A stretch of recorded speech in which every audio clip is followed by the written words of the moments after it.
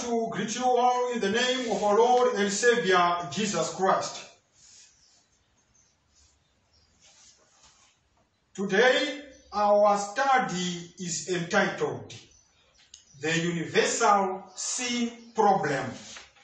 The Universal Sin Problem. The good news for all the people. The good news for all the people. Asi ndasarudza nasi kuti titaure pamusoro the universal sin problem. Toda kungotarisa pamusoro pedambudziko rechivi. Muchaona kuti maridzo dzose zvidzidzo zvese zvatingaita siku nesikati tichidzidza kubva mukati meBhaibheri. Miseve yose yakananga pakutaura kana kudhila nedambudziko rechivi. Makereke avakwa akazara mukati mepasi. Nyaya iripo ndeyekudhila kana kugadzirisana nenyaya yechitani. Saka nhasi tinokumbotarisa this universal problem called the universal sin problem. Ndo patoda kumbodzidza. Saka nhasi kuparidza kushoma asi kudzidza ndo kwakawanda. Nokuti I want you to get the message so that when you embark on worship you don't get lost. Because you know what is the agenda behind all this. It is to deal with the sin problem. Saka nhasi toda kumbobona nyaya the universal sin problem. Good news of great joy for all the people. When Christ came to this world over 2,000 years ago, he came to be the good news of great joy for all the people. Jesu paanouya panyika. Wakauya kuzova nhau inofadza nemufaro mukuru kundudzi dzose. Luka 2 chapter 10 inoti iyo, but the angel said to them, do not be afraid. I bring you good news of great joy that will be for all the people. Ngirozi ichitaura kwavari inoti musavhunduka musahla nokuti ndinokuunzirai the good news of great joy that will be for all the people. Saka Jesu achiannouncewa pakuuya kwake achizvagwa, ngirozi inotsanangura kuti haiwa musavhunduka nokuti ndinokuunzirai nhau inofadza yemufaro kundudzi dzose. Saka mchona kuti panapa ngirozi pana Luka chapter 2 verse 10 inotaura pamusoro the good news. So mubvunzo watinawo watoda kutanga kuadresa. For you to know that this is good news, there should be bad news. So, what is the bad news? What is the bad news? Now we know that Christ's coming was good news for all the people. Then what was the bad news? The good news of Jesus Christ. What was the bad news? Tozofamba hedu zvakanaka tichienda mberi. Nokuti tatowa kuti good news ichinyi amuruzvoni. Vafudzi veBheterehema vachiudzwa nengirosi. Vairinda mapoka emakwai usiku. Saka paverse 10 ndo pavanoudzwa the good news vafudzi veBheterehema. Ipapo mutumwa akati kwavari musahla nokuti tarirai ndinokuparidzirai mashoko omufaro mukuru uchava mufaro wavanhu vose. Saka what was the bad news? Muchaona kuti if the coming of Jesus was good news, the question that I have this morning is what was then the bad news? Muchaona kuti you can't fully appreciate the good news and the one who brings it until you fully know how bad is the bad news. Muchaona kuti lack of a thorough understanding of the bad news has throughout history resulted into distorted Christian experience. Muchaona kuti mukati me-Christian experience vanhu vatadza kuhwisisa the bad news kusvika vatadza zvakare kuzova nekunzwisisa chatingati upenyu hwemukristu hunofanira kunge hwakadini. Imhaka yekuti they failed to understand the bad news. So today I've come to explain the bad news so that you can understand the good news about the coming of Jesus paakazvarwa achiuya pane rino pasi. Muchaona kana taura vanachirembana namukoti muzvipatara vanoita inonzi diagnosis. Kana vachida kurapa munhu vanotanga vaita inonzi diagnosis. Kuona kuti chigwere rudzii chino munhu. But muchaona kuti vanotsanangura kuti diagnosis is 50% of the cure. Munhu asati arapwa kuti apore chigwere vanotanga vaita diagnosis kumboongorora nekunyatsoongorora. Asi diagnosis pachayo it's 50% of the cure. Tinozoda kuzotsvaga zvakare the other 50% then complete the circuit. Saka muchaona kuti Mwari anotuma muapostora Paulo. Mwari wakamusaudza akamuisa parutivi to explain this incredible good news of salvation yatoti the gospel. Ephesians chapter 3 verse 8. Muchaona kuti Paulo paanotsanangura the gospel yatoti the good news, he begins with the universal sin problem. That is the bad news. So the bad news is the sin problem. Saka Paulo paanotumwa kuti ave muvhangeri wekutsanangura iyoyi the universal problem, anotanga kuti Paulo paanotumwa kuti atsanangura the gospel called the good news, he starts by explaining the universal sin problem. Saka yesuwo nhasi tiri kuona kuti tinogona kuparidza week in week out tigoita zvidzidzo day in day out, but if our people do not have a clear understanding of the bad news, they will not understand the good news. Now, the good news, no gospel. Gospel is not good news. So, in other words, if you do not understand the bad news, you cannot understand the good news. For you to appreciate the good news, you also need to understand the bad news. So, Paul, Pano Tanga Vangeli, he takes time to explain the universal sin problem, which is the bad news. Nemaka Paulo achitanga nokutsanangura the universal sin problem. His purpose is to destroy all confidence in self, since the formula of the gospel is not I, but Christ. Philippians chapter 3, verse 3 to 9. Formula evangeli, formula open way gospel, open way mu Kristo.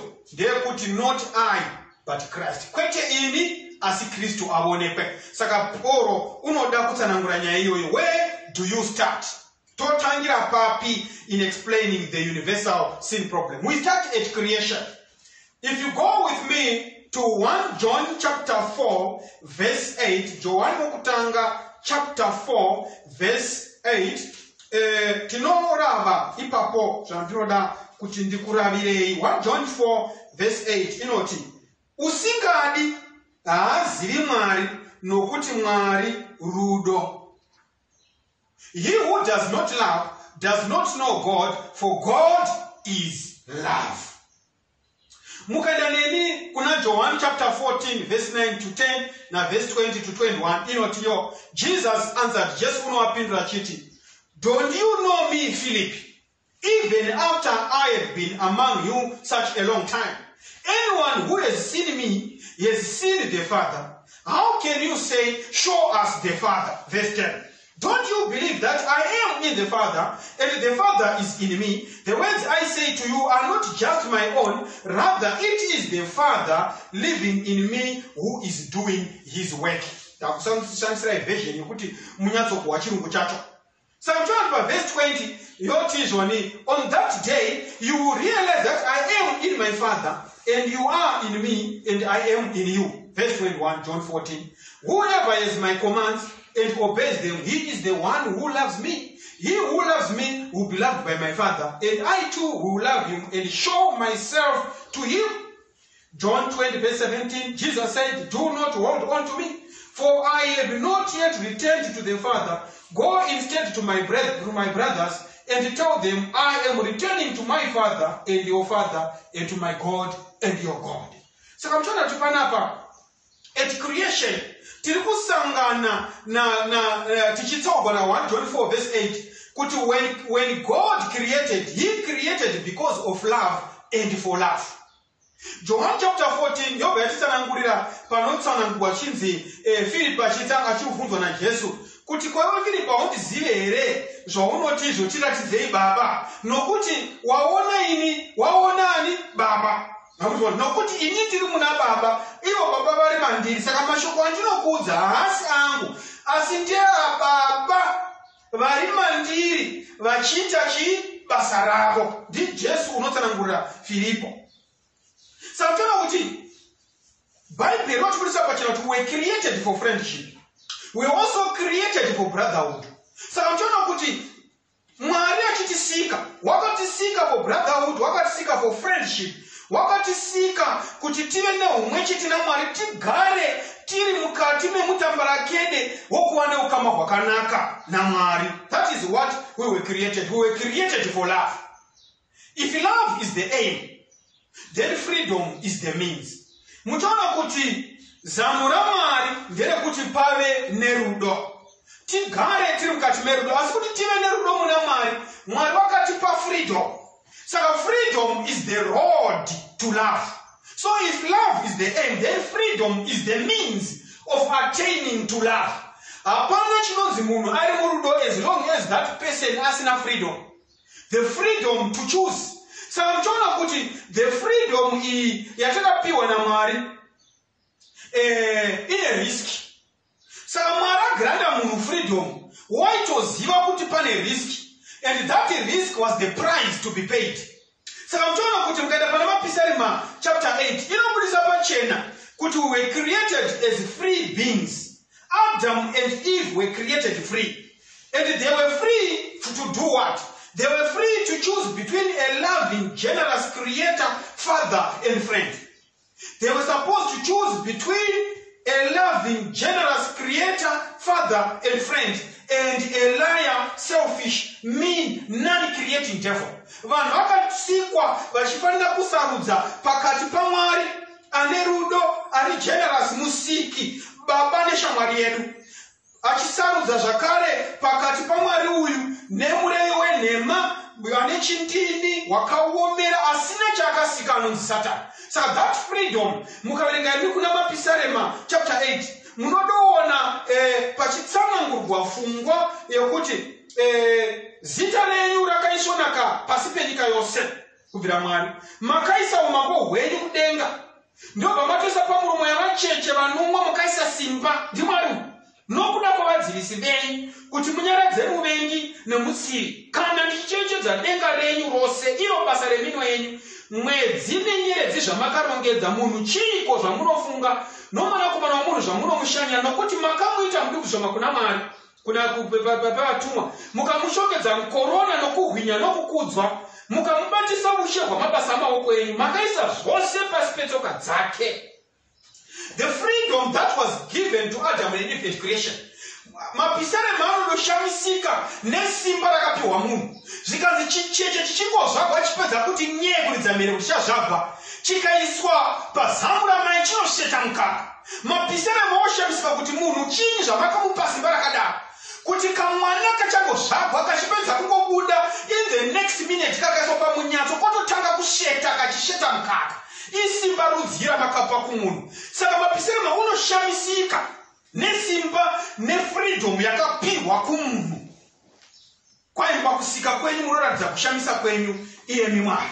Saka muchaona kuti mubvunzo uripo ndewekuti vanhu zvavakapirwa freedom to choose between God and the devil. Why did they choose the devil? Nemhaka yei vanhu vakasarudza Satani.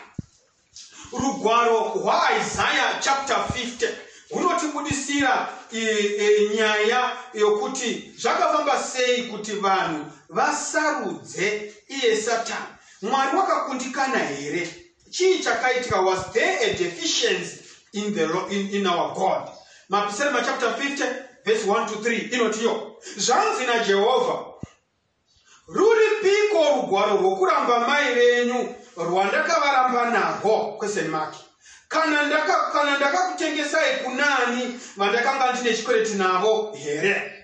Tarirai, makatengeswa nokuda kwezvakaipa zvenyu. Mai venyu vakarambwa nokuda kwokudarika kwenyu. Ndakashayiwireiko munhu pakusvika kwangu? Ndakashayiwireiko wakapindura pakudana kwangu? Ko ruoko rwangu rwakatongofupikiswa here kuti rukonwe kudzikinura here? Handina simba rokurwira here? Tarirai, ndinokwisa gungwa kana ndichiriturika. Nzizi ndinodziita renje, hove dzadzo dzinonhuhwa nokuti hadzine mvura, dzinofa nenyota. Denga rose ndinorifukidza nokusviba, chifukidziro charo ndinochiita magutsa. Mwari ari kubvunza panapa kuti when I came, why was there no one? When I called, why was there no one to answer? Munoona kuna Genesis chapter 3 verse 9. Mwari panoti Adam uripiko, where art thou? Zvikanzi nepandakauya ndichiedza ndakashayiwireiko munhu? Ndo dzokorogwa pano pana Isaiah chapter 50. Was my arm too short to ransom you? Do I lack the strength to rescue you?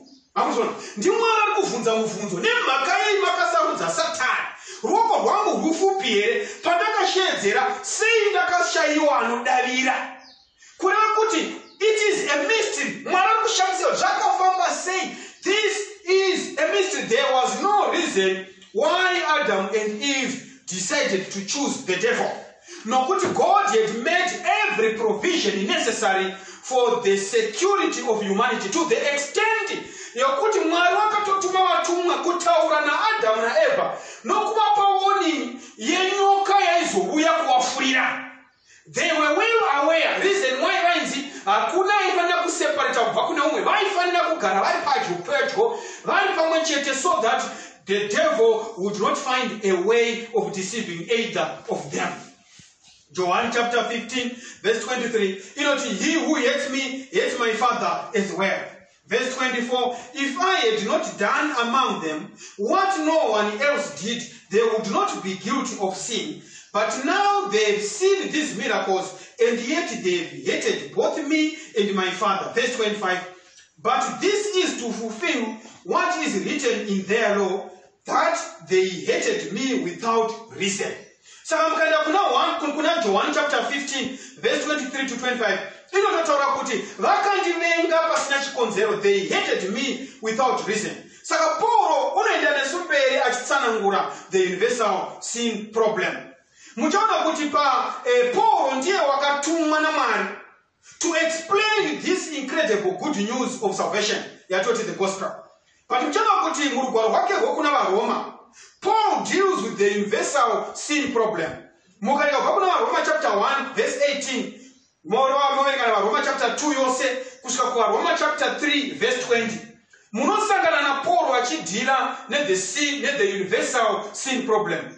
But today I just want to go to his conclusion on in Romans chapter 3 verse 9 to 20. Abba kwese kumashure kuna Romans chapter 1 achitsanangura the universal sin problem. But we want to look at the conclusion yaanopa pana Roma chapter 3 verse 9 to 20. Inotiyo. Zvino todiniko? Tinovapfuura here kwete napaduku, nokuti tambopa vose mhosva vaJudha navaGiriki, tichiti vose vakasungwa nezvivi. Sezvo zvakanyorwa zvichinzi, hakuna wakarurama kunyange nomumwe, hakuna unonzwisisa, hakuna unotsvaka Mwari. Vakatsauka vose vakava vanhu vasina maturo, hakuna unoita zvakanaka kunyange nomumwe chete. Huro dzavo rwiro rwakashama, vakanyengera nendimi dzavo, uturu hwenyoka huri mumiromo yavo. Muromo wavo uzere nokutuka nokuvava, tsoka dzavo dzinokurumidza kuteura ropa, kuparadza nenhamo zviri munzira dzavo. Nenzira yorugare havana kuiziva, kutya Mwari hakupo pamberi pavo. Paul ari kutsanangura the universal sin problem kuti hakuna kana umwe chete unoita zvakarurama. Kungari kubva kuna pope, kuna mufundisi, kuna bishop, kusvika kuna kupedzisira, hakuna anoita zvakanaka, vose vatadzi pamberi paMwari, zvigevenga. Ndosaka vanhu vachizoshamisika neutungamiri hwemakereke aburukira panyika. Kana voita zvivi voshamisika zvakabva nekupi. Aiwa, kusaverenga the universal sin problem zvakanaka. Bhaibheri rinoti hakuna anoita chiro chakanaka, vose miromo yavo rwiro rwakashama kuparadza. Havagoni kuita zvakanaka. Mubhishopu wako haagoni kuita zvakanaka. Nemhaka yei? Nokuti wakawira padambudziko the universal sin problem that we want to explain in a few moments. Mwari paakasika Adam in his likeness and image, it was dominated by agape love. Adam achibva muruoko rwaMwari, upenyu hwake hwanga hwakazara nerudo, agape love. 1 John 4 verse 8. 1 John 4 verse 8. Yataura pachena kuti Mwari chi rudo, it is God's character. Mukaenda neni kuna Genesis 1 verse 26. Inoti Mwari akati ngatisike munhu akafanana nani nesu in our own image. Zvona kuti kana munhu akafanana naMwari, if God is love, it means when Adam was created, he was full of love, agape love. He was full of that ingredient. Nokuti wakasikwa and in God's image, and God's image is his character. So when Adam was created, he assimilated the character of heaven, the character of God. Agape love was flowing or overflowing in Adam's life. Saka mtaona kuti Acts chapter 17 verse 26 inotibudisa pachina kuti Mwari wakasika vanhu vachibva kumunhu mumwe chete kuna Adamu. Kureva kuti when Adam was created pana Genesis 1 verse 26 aka-adopta the corporate life. Kana kuti Adamu wakawana the corporate life of the entire human race. And this corporate love, or this corporate life was supposed to be the life of love. Why fanira kuwa upenyu hwerudo? Saka mtaona kuti according to Acts 17 verse 26, God does not create a new life every time a baby is conceived. Every one of us is an extension of Adam's life. Pakakosha tikabate pa. Panozvagwa mwana, Mwari haasi kusika upenyu hutsva nguva dzose. Mwari ari kusika an extension of Adam's life. But the unfortunate thing is that the life Adam passed on to his posterity was after he sinned. It was therefore a ruined life. Adam na Eva vakazozvara vana vatova neupenyu hwaputsika. Saka nhaka yakapiwa vana vakabuda muchiuno chaAdamu inhaka yeupenyu hwakanga hwava ruined with sin. Vana agape love, that image yakanzi let's create men in our own image, zvanga zvava defaced nechivi changa chapinda mavari. Saka zvoreva panapa manje kuti everyone ari kutongozvagwa nhasi, he is simply an extension of Adam's collapsed life. Upenyu hwaAdamu hwakaumburuka muchivi nechekare. Saka toona kuti Adam's sin affected his life spirituality. Adam's sin affected his life spiritually in at least 4 ways. Upenyu hwaAdamu hwakakanganisika nenzira dzingaita 4. Apart from affecting him physically, he was prone to fatigue, sickness and death, etc.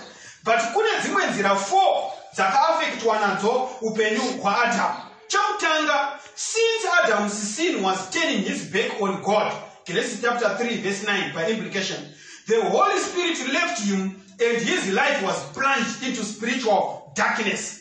Adam na Eve, pa-Adam paanongonotadza chete, upenyu hwake mweya mutsvene hwakadhipata kubva paari. Saka upenyu hwake hwakawira into spiritual darkness. Saka in other words, mwana achitozvagwa anotozvagwa ari in spiritual darkness.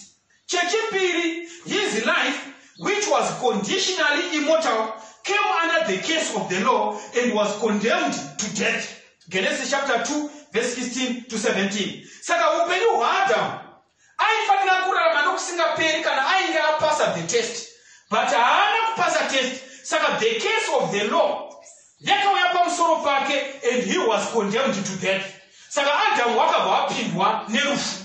Saka vanhu vanoti vanhu havafi nhasi vatori nedambudziko rekutadza kuwisa kuti nekuti tinobva pana Adamu rufu rwakauya paari. Chechitatu, the very nature of his life changed from agape love to self, the principle of all sin. Self is the principle of all sin. Saka upenyu hwaAdamu hwakabva muagape love hukaenda muself. Genesis chapter 3 verse 12, Isaiah 53 verse 6, kana tukaika book of Step to Christ pa page 17. In other words, tinodzidza mukati mebhaibheri kuti nyaya yeselfishness yakabva yapinda mukati maAdamu. Kunyange nevese vanozvagwa nemukadzi vakati vanongozvagwa vane dambudziko reself or selfishness. Chimwana chingozvagwa chakakutochema chichibuda muna mai vacho chinenge chakatozara neselfishness ipo paya.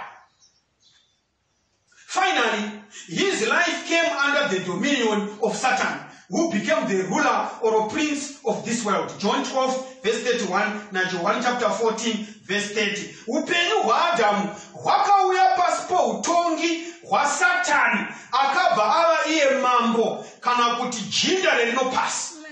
Muchaona kuti we are all the extension of Adam's life. The moment we were born into this world, we received or inherited the above fourfold effects of Adam's ruined life. Takabata, auchuzi uchingozvagwa chete unoona zvose zvina zvandataura. 1 uri munhu anozvagwa akafuratira Mwari, mweya mutsvene wakatiza pauri, unozvagwa uri muspiritual darkness. 2 upenyu hwako unozvagwa uri munhu anoora. Chechitatu unozvagwa uri selfish. Chechi4 unozvagwa uri under the dominion of Satan. Iye ndiye the ruler or the prince of this world. Nenyama or the flesh, the carnal mind is under the dominion of Satan. Chakakosha kuziva izvozvo kuti munhu wese akazvarwa nemukadzi anoaffected in those 4 ways. So mtaona kuti izvoni mukaverenga vanodzidza nezvebhaibheri nevakaverenga the Hebrew Old Testament vanoti according to the Hebrew Old Testament, some 12 different words are used to define sin, while the Greek New Testament uses 5. When all these words are put together, the Bible comes up with 8 categories of sin. Bible rine mpanda 8 rinotaura chinhu chinonzi sin. Chinhu chinonzi sin chinhu 1, but tokura muchiparanura chotipa zvinhu 8 zvinotsanangura the facets kana kuti mafaces echivi. So the 8 categories of sin toda kuti ndingodzibata zvishomanana tisatadzoka pakudhila the universal sin problem. Saka there are 8 categories of sin. Category number 1, a deliberate act against the law of God. KJV, KJV, transgression. A deliberate act against the law of God. According to the Greek, lawlessness is choosing to live a life of sin. 1 John 3 verse 4. Munhu paanosarudza kurarama upenyu hwechipiri, it is a deliberate act against the law of God. Vari kuwana vanotoziva mutemo waMwari, but they deliberately choose to go against. Iyoyo ndo category number 1 yechivi. A deliberate act against the law of God, which is transgression. Mukaona 1 John 3 verse 4. Category number 2, a mental consent to a temptation, even though the act is not committed. The sin of coveting. Mukaona Romans chapter 7 verse 7 to 11. Kune chivi chokuti mukati mepfungwa dzako watoita a mental consent to a temptation, kunyenge usina kuzoita the very act. Watoona mukadzi ukatomuchiya mubrain dzako, but wazoshayiwa mukana wekuita zvingatevera mberi. Saka kuna Mwari chotomupanda wechivi. Category number 3, neglect of non-duties or opportunities. James 4 verse 17. Kune chivi chokurega kuita zvaunofanira kuita, kana kutora mukana wako wachifanirwa kutora mukana kuti uite zvawaifanira kuita. Neglect of non-duties or opportunities, it is a sin. That is category number 3, John 4 verse 17. Category number 4, doing the wrong thing out of ignorance. Kune vanhu vasingadi kuita get acquainted themselves neBhayibheri nokushoko raMwari rinoti chii, vachifunga kuti Mwari anoregera mazuva ekusaziva. But when you do the wrong thing out of ignorance, it is a sin. Ndosaka Bhayibheri chotaura kuti Mwari anoregerera mazuva ekusaziva, but zvorati mazuva acho ekusaziva waitoita chii, ndosaka chitotsvaka kuti chiregeregwe zvakare. Saka there are some people who choose to live in ignorance, thinking that God will forgo their days of ignorance. No, the Bible is saying doing a wrong thing out of ignorance, it is also a sin. Leviticus chapter 5 verse 17. That's what it says. Saka kuita chivi out of ignorance, chivi and punishable. Leviticus 5 verse 17. Category number 5, doing the right thing, such as good works or law keeping, for the wrong motive. Kuita mabasa akanaka kana kuchengeta murayiro for the wrong motive. For example, uchiita zvinhu fear of punishment or desire for reward. Kana uchizvita nokushya kuti ndingazorangwa kana kuti ndoda kuti ndigowana mugove. Matthew 7 verse 22 na verse 23. Chivi zvakare. So these first 5 definitions of sin have to do with our behavior, whether in thoughts, desires, motives, or acts. But you know what tell point number 6, number 7, which have to do with our nature. Category number 6, our sinful natures, which we inherited from Adam after the fall. Muchaona kuti tine a sinful nature yatakatongogashira senhaka kubva kuna Adam. Rugwaro rwamapisarema chapter 51 verse 5. Regai ndikuerenge pana. Rugwaro rwamapisarema chapter 51 verse 5. Inotiyo, tarirai ndakaberekerwa muzvakaipa, mai vangu vakandigamuchira muzvivi. Kureva kuti munhu angozvarwa kungozvarwa chete, kana watongozvarwa chete nemukadzi namai vako, watozvarirwa uri mukati mechivi. You are a sinner. Usina shoko rawataura, usina act yawaita, kungozvagwa kwacho ni mukadzi chete, wangobuda chete ukaridza mhere kuti wazvagwa kuti mulemba uri mutadzi. Saka ugoni kutoti kwai chimwana changu chazvagwa nhasi achina kana chiyaiwa, kungozvagwa kwachoitwa mwana kungobuda chete kuti mumba mai wake chimutadzi chatozvagwa. Angozvagwa ndatozati kamutadzi katozvagwa. Mapisirema chapter 58 verse 3 inotiyo pana. Vakaipa vakava vatorwa kubva padumbu ramai. Vanotsauka vachangozvarwa vachireva nhema. Uturu hwavo hwakafanana nouturu hwenyoka. Vakafanana nechiva chisinganzwi chinodzivira nzeve yacho, chisingatereri inzwi ren'anga. Kwai chiva chinokapiwa mushonga wokuti urape yakuruma chiva unongofa. Saka kutaurwa panapa kuti ndo zvakaita munhu nenature yemunhu. Is an inherited nature from Adam. Saka tinotongozvagwa chingori nenature yechivi. Hazvinei kuti wazvagwa 2 seconds ago. Chimwana chiri kuzvagwa izvozvi as you listen to this sermon, chiri kutokati kwaumbilical cord baba namai. Pachangobudepo chitoziva kuti chimutadzi chatozvagwa. The population of sinners has increased as soon as someone is born. Saka regai ndikutaura ndichiti munhu paanozvagwa anogamuchira inonzi Adam's package. Package inobva kuna Adam. Kana munhu akashanda mabasa after 60 years anoenda kupension, vanotaura vanoti apiwa package. Regai ndikutaurirai pamusoro peAdam's package. When a child is born in the Adamic line, he or she inherits a package called Adam's package. What does it include? Slavery to sin, disobedience, servant of the devil, eternal death or hell. Saka package yaunogamuchira kuna Adam ndeyekuti uri muranda wechivi, uri muranda wekusateerera, uri muranda waSatani, uri munhu atotarisigwa nerufu. Rufu rwakamuringira. Who prepared the package? It's Adam. How did he prepare it? Through disobedience. Saka mwana anoitei, what does a child do to inherit? Nothing. It is free. So the package Adam haitengwi, it is free. Kungozvagwa kwacho chete Adam anogamuchidza package yake pamusoro pako. Saka mtaona kuti that is category number 6. Inongouya because you have inherited Adam's package, the sinful nature. Category number 7 of sin. It's a law or a constant force dominating every member of our bodies.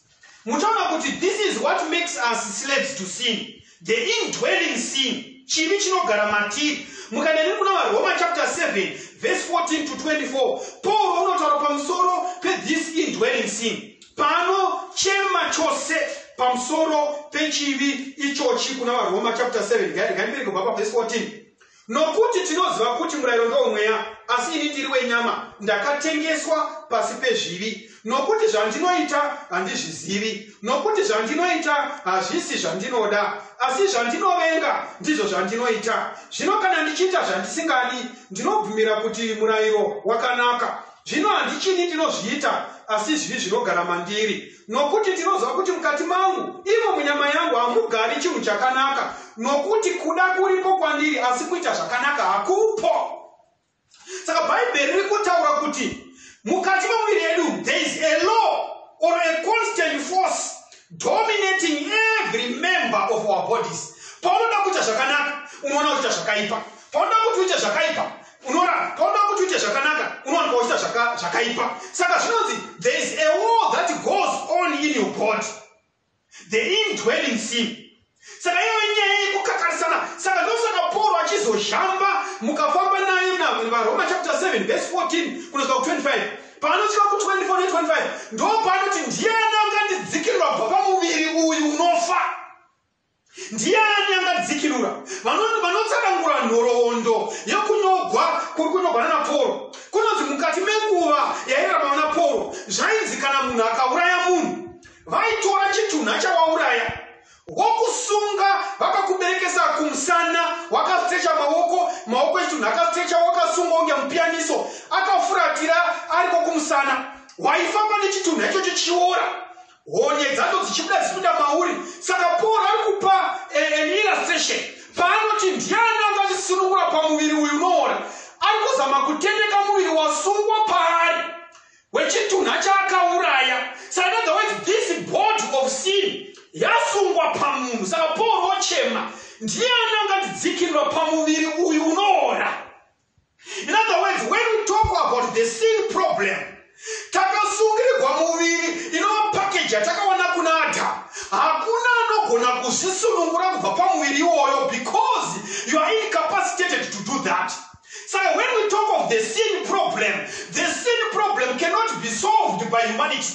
The sin problem cannot be solved by good works. You can give people majuzi, nechikafu, drought relief. You can do everything, but you cannot eradicate this body of sin that disturbs and troubles us every day wherever we go.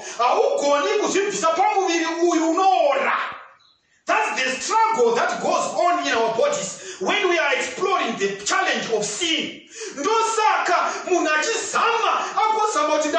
But the sin will continue to pop up in your life. Why? Because there is a constant force. So I'm talking about the above 7 definitions. Fall into 3 basic categories. Nature, the sinful flesh, Romans chapter 7, verse 18. Then, affect the mind, our desires and motives. Romans chapter 7, verse 7 to 8. Then, performance, sinful acts. Galatians chapter 5, verse 19 to 21.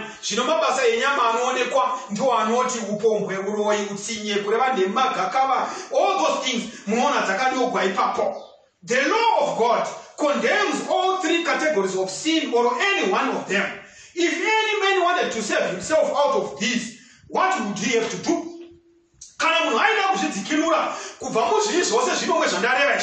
There are 8 categories of sin. So far, I've touched on the 7. About the 7 categories of sin. 1, he is supposed to keep all the law perfectly. 2, he is supposed to pay the penalty of sin, which is eternal death. 3, he is supposed to resurrect oneself. Nothing. So therefore, man's only hope is in the redeeming grace of our Lord Jesus Christ. The last category, actually, category number 8, the unpardonable sin or the sin against grace. But before we look at the 8th category, unpardonable sin, let's look at God's package. That's another package, Adam. Let's also look at God's package. God's package. When a child accepts the gospel, taone super Adam's package, chimwana chingozvarwa chinogashirwa package yaAdam yechiri. But taone pana pamanje kana mwana uyu akaaccepta the gospel anopiwa package yamwana. So when a child accepts the gospel, he crosses over and is born in the second Adamic line. They also inherit a package from the second Adam. And the second Adam is Jesus Christ. So the second Adam, any package yake, what does it include? It includes victory over sin, perfect obedience to God, victory over the devil, victory over death, or eternal life. So who prepares it? It's Christ. How does he prepare it? Through perfect obedience to the law and through the death on the cross. Nemakai achigadzira package because of love, grace and mercy. Taone kuti Mwari rudo, takasikirwa for brotherhood, takasikirwa for fellowship, takasikirwa kugara mukati merudo. Saka Mwari panapa through the second Adam who is Christ, he also prepares God's package. And this package is given to those who accept the good news. They cross over from the bad news and they are received into the good news, which is the gospel. So they also inherit a package. And this package includes victory over sin. It includes perfect obedience to God. It includes victory over the devil. It also includes victory over death, and we receive eternal life. And this package is prepared by none other than Jesus Christ. And he prepares it through perfect obedience to the law of God, because the law is the transcript of God's character. Adam achisikwa toda kuti tivasike in our own image, and this is the image that is restored in humanity through acceptance of God's package. What does it cost? Package ya Kristo inokosta chi? What does the child do to inherit the package? Zvinhu zvaunofanira kuita The answer is nothing. Hapana chatinofanira kuita kuti tigamushire nhaka yatinopiwa naKristu. Nemhaka yei tisingaiti anything, because it was paid for, because it is a gift accepted by faith. And this process is called justification. The whole process yatinoti justification. When you accept Christ and receive the package, you are then justified. Wakuonekwa usina kuita chivi nokuti wafuka Kristo. Hausiwe urarama kana Mwari wotarisa haachaoni mutemo wavhuniwa nedisobedience yaAdamu, but anoona the demands of the law that have been fulfilled by the merits of the blood of Jesus when he died on the cross. And that becomes justification. From that moment, you stand before God as the righteous of God. You have been justified in Christ. So the unpardonable sin, Christ did not die for this one. Now, category number 8, the unpardonable sin. Christ did not die for this category. The other 7 categories, Christ died for those categories. But for this 8th category, Christ did not die for the unpardonable sin. What is the unpardonable sin? It is the deliberate, persistent, and ultimate rejection of the gift of salvation in Christ, the sin of unbelief. Chivi chokusatenda munyasha dzaMwari dzokutiponesa, chivi chisingaregererwi. Mukandaneni kuna John chapter 3 verse 18. John chapter 3 verse 18 inoti, unotenda kwaari haatongwi, asi usingatendi kwaari watotongwa, nokuti haana kutenda kuzita romwanakomana waMwari wakaberekwa mumwe oga. He who does not believe is judged. Nemhaka yei nokuti haana kutenda kuzita raMwari wakaberekwa iye oga. Marko chapter 16 verse 15 to 16 inotiyo akati kwavari, endai munyika yose muparidzire zvisikwa zvose ivhangeri. Unotenda akabhabhatidza uchaponeswa, asi usingatendi uchatongwa. Muchaona kuti Christ referred to this sin as the sin against the Holy Spirit. Mukanda kuna Matthew chapter 12 verse 30 to 32 inotiyo panapa, usineni unopesana neni, no usingaunganidzi neni unoparadza. Naizvozvo ndinoti kwamuri, vanhu vachakanganirwa zvivi zvose nokumhura, asi kumhura mweya havangakukanganirwi. Ani nani unotaura shoko rakaipa kumwanakomana womunhu uchakanganirwa, asi unotaura shoko rakaipa kumweya mutsvene haangakanganwirwi kana panguva ino kana kune inouya. He who sins against the Holy Spirit in this time or in the time to come, he cannot be forgiven. And this is because it is the Holy Spirit who convicts the world of the gospel, sin, righteousness, and judgment. Mweya mutsvene ndiyo unogombetedza nokutiratidza chinonzi chivi, nokubata hana dzedu, nokudzinyangata, nokuti tive nehana iro, nokuti dzosedzera kuna Mwari, kuti tinoaccept the package of salvation. Saka mweya mutsvene, saka munhu akaramba achiresista the pleadings of the Holy Spirit, the Holy Spirit will depart from him. And once the Holy Spirit has departed, you have committed the unpardonable sin, because hauchisina any agent or a force that convicts your heart so that you can change towards the good, so that you can feel the need of Christ in your life. So when you do that, you then turn away the Holy Spirit. Mukaringanini kurugwaro rwa John chapter 16 verse 8 to 11 kunoti panapa verse 8 to 11 kunoti, iye kana asvika achazivisa nyika pamusoro pezvivi nepamusoro pekururama nepamusoro pekutongwa, pamusoro pezvivi nokuti havatendi kwandiri, pamusoro pekururama nokuti ndinoenda kuna Baba hamungazondioni, pamusoro pekutongwa nokuti muchinda wenyika ino watotongwa. Kwai mweya mutsvene kana wauya, it shall convict you of sin, uchakudhonzerai kwandiri. Saka kana vanhu vakawana dzichirova vhangeri chitaurwa, ivo voomesa mwoyo yavo, unosvika pakusindimara kuti mweya mutsvene hauchagoni kuita impressions on your heart. And that is the unpardonable sin, because hauchisina that agent or that force to convict your heart to do what is good. So the sin of unbelief against the gospel is the only reason why anyone will be lost and be kept out of heaven.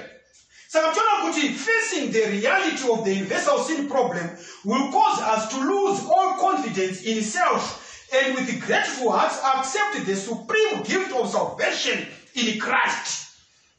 Kana vanhu vakahwisa nyaya yechivi the universal sin problem inoita kuti tisaimbe nenyama kana kuzvivimba isu kuti tinogona kuita zvokuti aiwa, but inotiita kuti tirangarire kuti aiwa the package or the supreme gift of salvation iri muna Kristo ndiyo yoga inogona kutipa kukunda nokukurira zvivi mukati meupenyu hwedu. Saka mutaona kuti when the good news of the gospel is proclaimed into all the world for a witness in the context of the universal sin problem, it will become inexcusable for anyone to be lost.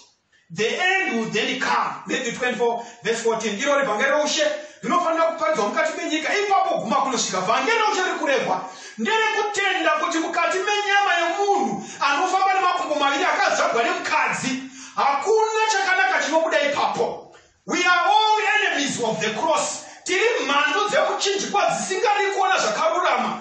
Asi nokuda kwaJesu akatifira pamuchinjikwa, we are given another package, another wiring inoita kuti tiaccept the power of the blood of Jesus in the restoration of God's character in our lives, in the restoration of the image of God mukati meupenyu hwedu. Hama dzinodikanwa mukati mezuva ranhasi.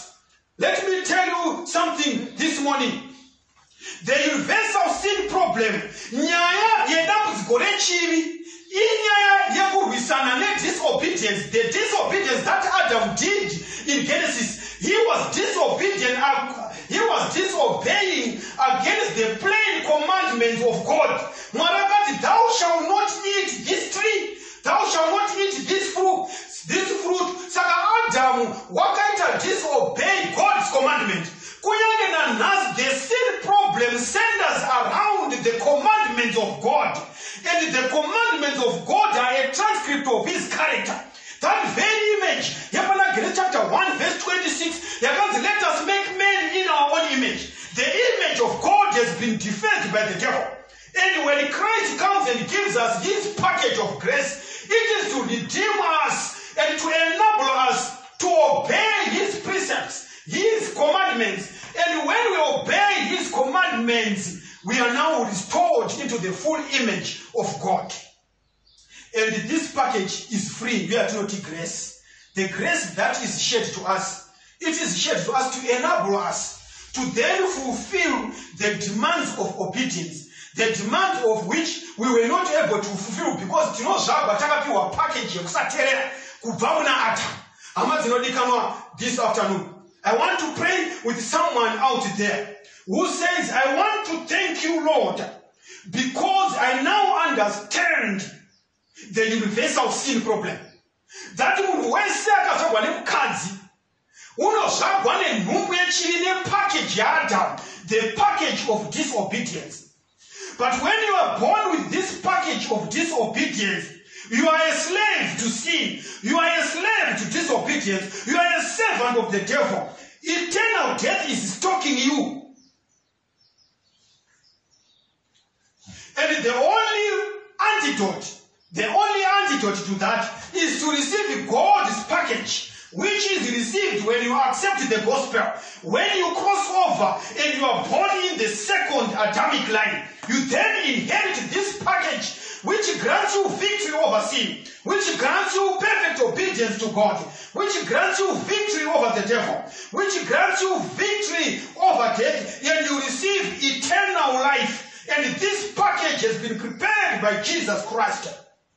And you are given perfect obedience to the law of God through the death of Jesus on the cross. Through his love, grace, and mercy, we are then justified to live a life of perfect obedience. If it is your prayer, my brothers and sisters, this package is for free. It's already paid for. It is a gift that is accepted by faith. This is the process of justification.